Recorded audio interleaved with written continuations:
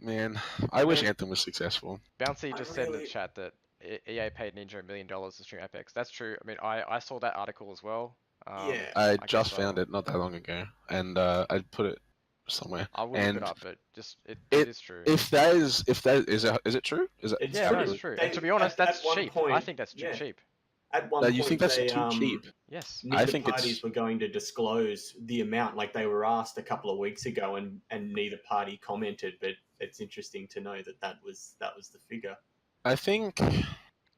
I mean, I don't necessarily think it's cheap. Being paid $1 million just to play a game, like I'm sure there's a contract in there. I don't know the extent of it, but just to, if there was no cap on, you need to play it like this amount of times per week or this amount of hours per day. And you know what? He was even sick. He was sick for like 3 days of the release, and he still got paid. He still tweeted about it. He still put #ad in his tweet from his bed saying, "I'm too sick, but I wish I was playing Apex." #ad. Like, yeah. Well, that's because Ninja's the biggest gamer in the world. He is worth way more. That's cheap. That's 100% cheap. EA got a great deal. Well, if it's cheap, what kind of money do you think he would have needed to be paid to make it? Let's say like he would have been paid as much as EA were willing to pay him. They would have probably paid him way more than that. If he had said so you think Ninja could have turned around and said, no, I want $5 million. Yes, and I think they would have done it. Yeah. Because right then, if Ninja doesn't get in to Apex, then maybe other streamers don't do it either. Like eventually there'll be a point where someone will say yes, but if you don't get all the top players, like they got every single top streamer. You know? They did. So, I remember on the launch day when Apex Legends came out, it was just monumental. But EA knew exactly what they were doing. They knew that, you know, they're going to put, their marketing team probably sat down and say, we've got a massive budget, our entire budget or most of it is going to be spent on influencers. We're going to get every single top influencer, no matter what the cost. We need to get all of them because you know, we need to get everyone raving about this game. And whatever it takes. We need to make, they forced a trend. They made a trend. They did, because I looked at it at one point on launch day, and I think there was 450,000 viewers at one point just across the entire category for Apex. Like, that's insane. Huge. I mean, that's the population of Canberra. Like that's massive. All watching a culmination of different gamers. And I remember when the launch day happened, I went.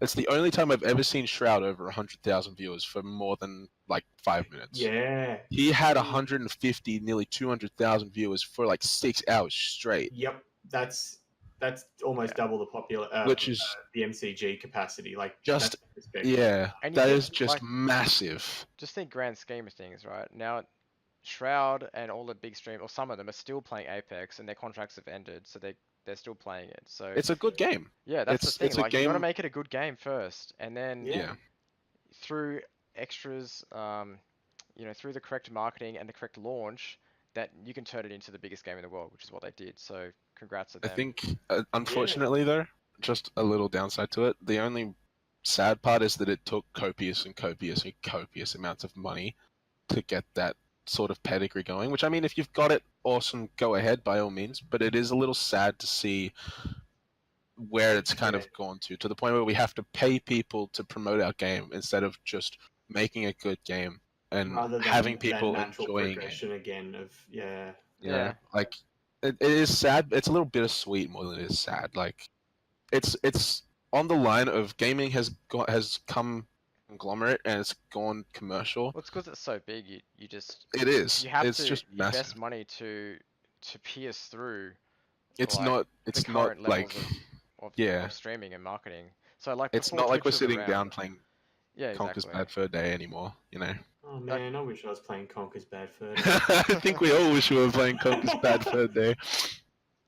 Like before streaming was around, there weren't hundreds of thousands of people watching influencers play whatever game that they enjoyed playing. So you didn't have to spend that much money to put your game out into the space. But in the same token, there weren't that many gamers back then as well. So it's definitely going through some exponential bigger payoff now as well. For they're definitely making money off it, obviously. So that's 100%. That's just kind of how it is. I dare say the flip side to this is now probably 5 years ago, before streaming was as big as it is and everything like that, they could have probably put 10, 15 million into marketing budgets to promote a game. Now, if they can get away with putting like 5 million into marketing budgets to pay like 5 big streamers $1 million each, they're coming out in front. Like Yeah, that's true. They're halving their costs. That's exactly why I think Ninja was underpaid. Yeah. So because you can't buy you can't buy promotion, but the amount of exposure, that you get from Ninja and the people that watch him and follow him and Shroud and all of them is and the other part, like the whole other part of that is that Ninja has such demanding reign over the influence of his viewers. Yeah. He has just crazy amounts. He could say, Apex Legends is bad, and I'm going to go back to Fortnite, and probably at least half of his viewers would take that as like Bible, gospel, as just God sent, and go, "You're right. Apex is bad. Back to Fortnite." And it just like that's just the state and the strength of influencers nowadays. I want to talk about something else on this topic actually that I just thought of, which is kind of related to influencers taking marketing deals like this. So, like, the way it works at the top is that everyone wants to get that $1 million deal. Everyone wants to get the big deals. But, you know, if you're on that same level, you're all fighting for it. Let's say that there's 5 streamers who are in line for this $1 million deal, but they're only going to give it to one of them. Well, if you're EA and you contact all 5, and then one of them will take that deal for 900K, you're going to give it to them. So the other 4 miss out. So what happens then is like the market will correct, and the other 4 will say, maybe I'll take 800K, and then like that, and they're all on the same level of streamer. So let's say like Shroud, Ninja, the Doc, and Tifi or whoever else, you know, like they're all similar levels. Then eventually, like the next guy might be like, you know, I can do it for 700. The next one, I'll do it for 600, you know, and then it'll just keep getting cheaper and cheaper. EA is going, cha-ching, cha-ching, money, money, and our all bottom line's looking better and better, boys. The influencers are the ones that are fighting and not fighting, but like they're competing for these deals that are driving down the values, and EA is the one that maybe they can all of a sudden afford to get more. Like they can then, if they're only paying 500K when they would have paid $1 million, but they get 2, they come out with the same cost. So it's the streamers that are ones that are driving the value down if they're willing to sell out cheaper. So that's why I think that Ninja could have got more if he just said no, but everyone else would also have to say no. Or maybe not. Maybe Ninja is a different case because he's so big that they need him no matter what, and they would have paid 5 million. I think if you get him on board because of what he did to Fortnite, like skyrocketing that into. But let's just let's say every single top streamer said, nah, I don't really like Apex that much. It's not the best game. Like my audience isn't really gonna like that. I'm not gonna take them. I don't need $1 million. Like I'll make that in a month anyway. Then EA will be like, what about 5 million? And then it'll be like, maybe, yeah. Then there's a number where all the streamers will probably play it, maybe. And it becomes appealing. The streamers need to be the ones that drive the value, is what I'm saying. But I think this is the thing, because everyone's fighting for that viewership, there is no, like with the bigger ones, I guess, what's the word I'm looking for? Unity? Yes. I suppose. Yeah. Like I'm even thinking that streamers, the big streamers, if I was a big streamer, I would be very friendly with my peers if possible and trying to get like a union going where it'd be like, that's what I was just going to say, like a streamers union. Yeah, exactly. We're like, look, don't sell ourselves short, guys. Why are we fighting for this? They're going to pay us all anyway. Like, don't backstab each other. Let's just all set our values and no one take a deal cheaper than this, and then we all win. But as soon as one of them steps out of line and takes a lower deal, then everyone loses. Everyone else does. Well, that's the thing. Like if there was 5 or 10 of them in a group, they go, okay, guys, you've got this game coming out. We will all play it. $1 million each, or none of us play it. Exactly. And and it's like, okay, $10 million, sure. Yep, that's fine. No worries. We've got 10 of the biggest streamers in the world on board, ready to play this web.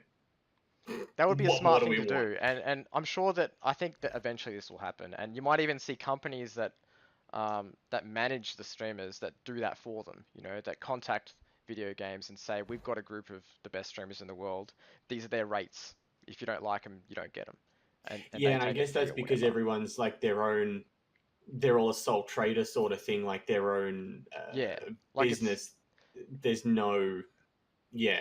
It's tricky, right? Because you're also competing for audience. So it's like, if you can be that one guy to step out of line and then get that deal, and that gives you like extra audience, then you might turn up ahead. But how's that going to affect your relationship with your other streamers? Is that actually going to make your stream fall in the long run? Like, there's so many things you got to think about with streaming and like managing communities and relationships, that it's I think that with streamers being so young in general, they don't think about that at all. And no, I think, and I guess that's one of the things I've noticed with like a lot of the ANZ guys is we've all got each other's backs. Yeah. Like, we all support each other. We all help each other.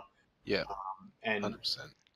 Yeah, I do want to take it back to ANZ, because I think it does happen a lot. That, I mean, because the deals here are so few and far between, when it does happen that someone's got a marketing deal going around for real money, everyone's like, well, holy shit, this never happens. Yeah. So everyone's kind of fighting for it. I think it's a lot more competitive here than it is in other regions, personally. Even though the money's a lot lower. The mateship here that we have is like is really good. It's amazing. Like, yeah, it's that's good, and it hopefully will continue like that. So yeah. So I mean, I just thought that was interesting. I always like to think about like the business side of things and how all that works, and I guess we'll just see how that develops.